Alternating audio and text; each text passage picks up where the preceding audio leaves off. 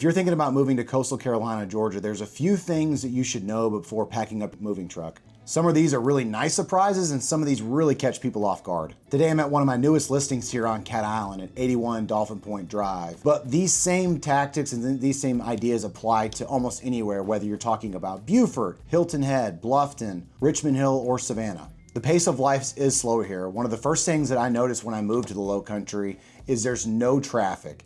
Everyone waves at one another and it's such a friendly environment.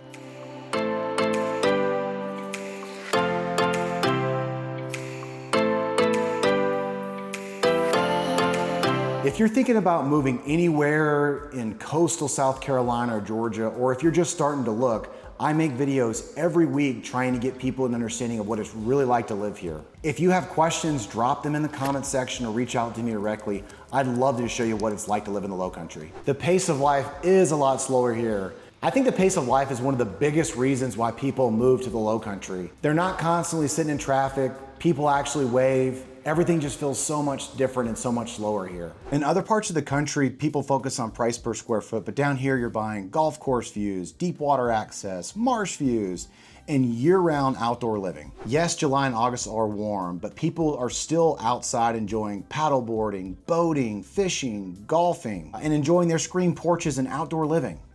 So one thing I always tell a lot of buyers that are relocating from inland is that every community has its own personality. Yes, Cat Island is different than Habersham. Yes, the Landings is different than Savannah Quarters. Yes, Rose Hill is different than Berkeley Hall. As important as finding the right home, it's also important to make sure the community is a match for your personality. One thing that really surprised me when I moved down to the Low Country is insurance. You have different types of insurance.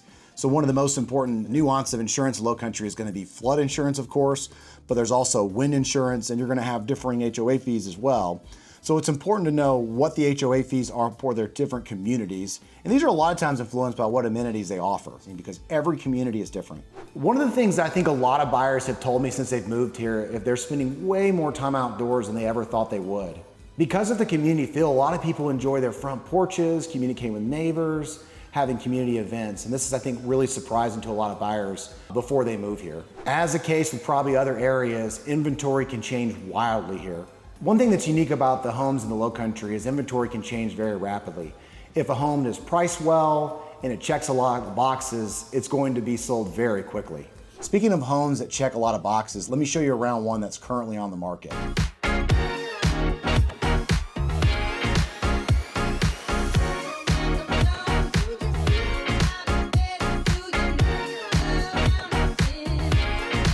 Even if you're just starting to look in the Low Country of Georgia and South Carolina, I make videos every week that showcases these different aspects of the community, the neighborhoods, as well as the towns and the activities that go on in the towns. If you have any questions, drop a comment in the comment sections or reach out to me directly. I'd be happy to help you out.